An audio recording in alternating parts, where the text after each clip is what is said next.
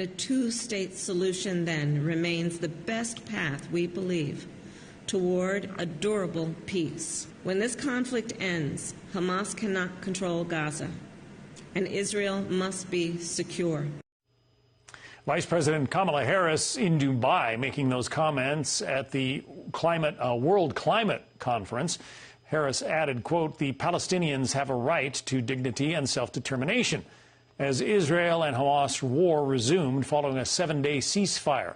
Joining us now, IDF spokesperson Major Doron Spielman. You heard the remarks of Vice President Kamala Harris. Your first thoughts? Well, what I hear, John, is Israel must be secure. That is I guess, part of that statement that speaks to me and the other 10 million people living in Israel, because as we know, we have an entire section of our country that borders Gaza. Gaza with Hamas in it are declaring that they will commit October 7th attacks again and again and again. They also have 139 of our hostages, including men, women, and still babies. And so in order for Israel to be secure, there's only one answer. It is totally to destroy Hamas. And I think when Hamas are watching these remarks, we have to be very careful that we don't play into their hands. If they hear that we're saying this area is off grounds for Israel to take care of, that's the first place Hamas is going to go to hide. I think the international community have got to call on Hamas. Come out in the open, face Israel, leave your civilians out of the way, face us just like you faced our civilians that couldn't defend themselves, face us in the battlefield, and we'll see where that goes. I found it curious that the vice president suggested that there should be no occupation of Gaza. The Israeli occupation of Gaza ended in, what, 2006? And the thank you that you received was this horrible invasion on October 7th. Absolutely. I was there when we left Gaza.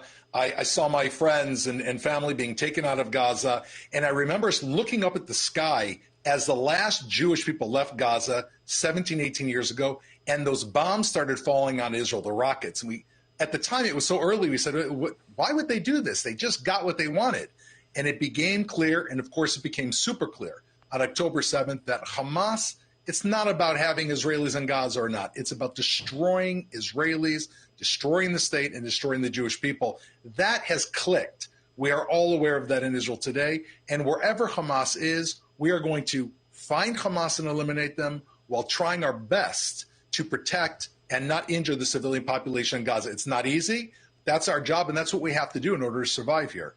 More than half of the hostages who were originally taken back in October are still in Hamas captivity, despite the releases over the last week or so. How are you feeling about the chances of recovering those hostages?